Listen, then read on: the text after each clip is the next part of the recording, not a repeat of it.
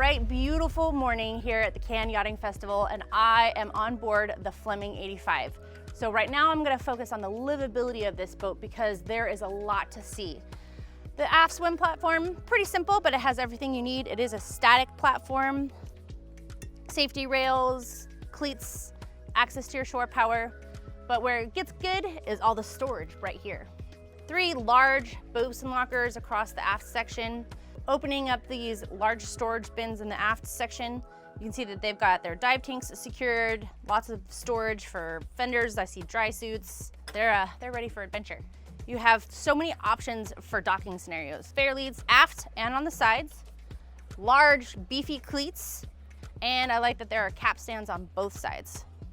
As I come into the cockpit, there are boarding gates on both sides. It has a flip down step so that when you're at a floating dock like we're at, it's easy access and you don't have to pull out a gangplank or anything like that.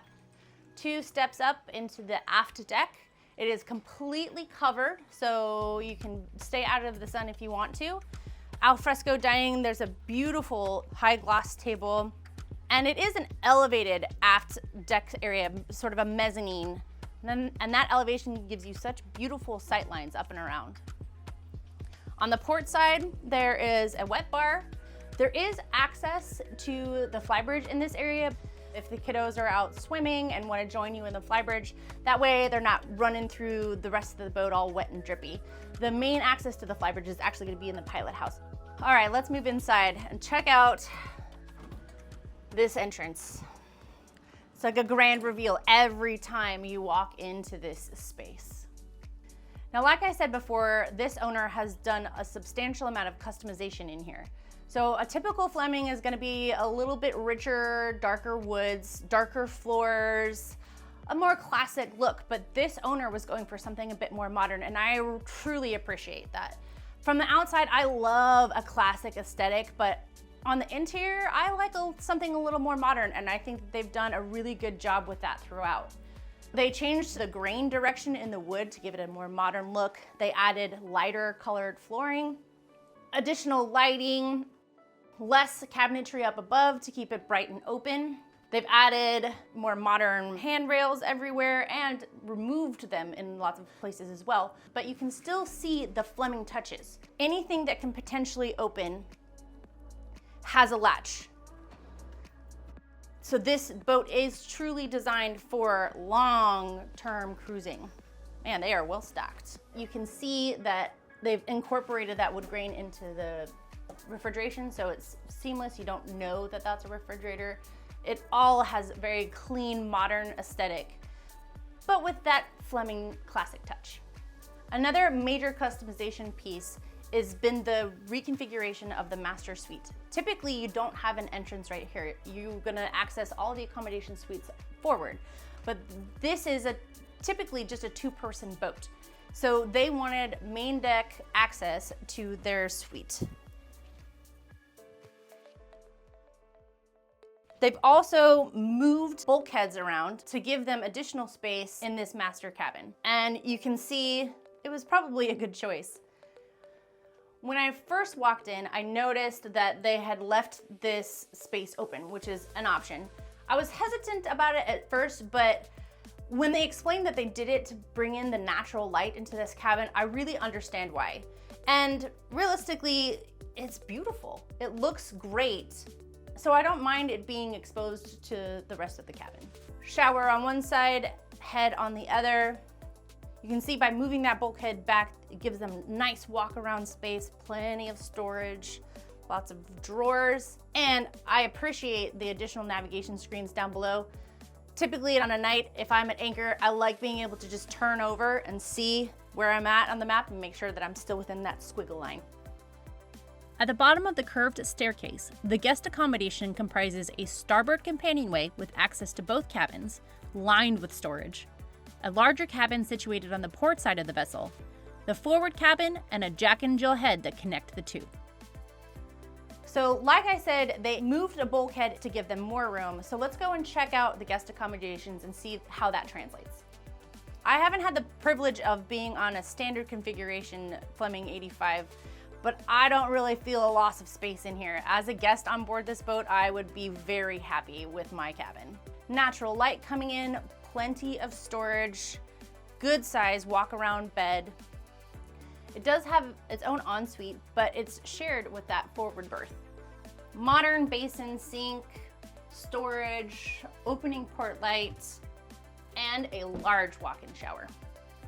I can feel that reduction in space in this berth. I would expect an 85-foot yacht to have a bigger cabin up here, but like I said, this is typically just a two-person boat, so they wanted to maximize on their personal space. There's still plenty of room to move around, plenty of hanging lockers for guests on board or storage for the owners, natural light coming in, and easy access to the companionway. And of course, no long-range liveaboard cruiser is complete without a full laundry setup. Now I'll go into much more detail of the navigation options on the Fleming 85 in that companion video where we really go deep into the technical aspects. But I figured I'd stop here in the Pilothouse. Good place for people to hang out and chill with the captain while you're underway. Another thing to highlight of the Pilothouse is the ability to close it off. So if the family wants to be down below cooking dinner, watching TV, but you're trying to make it to the next port overnight, the captain can remain up above with just the red lights on and not lose any of that visibility. But what I really like is this Flybridge. Anytime I'm on a Flybridge boat, this is where everyone hangs out. And like I said, this has been configured for a two-person setup, but there's still plenty of space if there are guests on board, and they have a large dinghy capacity and everything you would need, from grilling to a full wet bar, lots of refrigeration, and I like that there is forward-facing seating for plenty of people to keep the captain company while underway. So this is the access down into that aft deck area. Coming back to the strength of this build, everywhere I look, there are beefy handrails. I like the rounded look to these. Especially when you're underway, you don't want to be knocking into anything sharp or cornered. Plus it gives it a nice sleek look. Let's go check out forward. I noticed this going up the stairs. They've wrapped the stainless in this area in leather. Gives the whole space a softer feel. The Fleming 85 is a true walk around, and back here on the aftmost portion of the boat, I still feel like I'm inside the boat. Nice high handrails, I have coverage up above, and as I come forward, that gunnel height stays nice and high, so I feel comfortable walking all the way forward in even a pretty big sea state. Every boat in the Fleming line has a Portuguese bridge because its yachts are designed for serious offshore work in almost any conditions. Note that the cap rail on the bulwark of this Portuguese bridge is above my waist, which means in a nasty seaway I can get from port to starboard safely. The bridge's high, sloping bulwark protects the forward vertical side of the house from being slammed by green water. I noticed how thick the handrails were up on the Flybridge, but they're even bigger on the foredeck. If you have to be up here in a big sea state, I'd feel pretty secure. There are storage lockers underneath for lines, fenders. This is kind of a unique thing that I'm walking up. I'm sure it's to give extra space for headroom down below. Also, this is a passage maker. This forward deck is designed to accommodate green water. As you can see, everything here is robust. Nothing is going to wash away, and any water will flow right back to the Portuguese bulwark and out the large hawse holes that double as freeing ports. Those little scuppers you can see in the corner are to handle rainwater.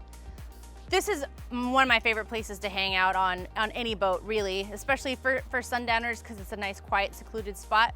But so often these cushions get sunburnt very quickly. So I like that they have enclosed it in a hatch, and so it's easy to deploy, but it's also easy to stow away. So that's my boat show walkthrough of the Fleming 85, diving deep into her liveaboard capabilities. I think that the 85 deserves a completely separate video on the technical aspects of this boat, so be sure to check out that companion video.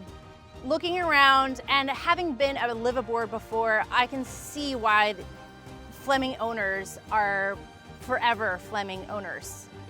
I would have no problem spending months and years on this boat because, hey, life is always better on a boat.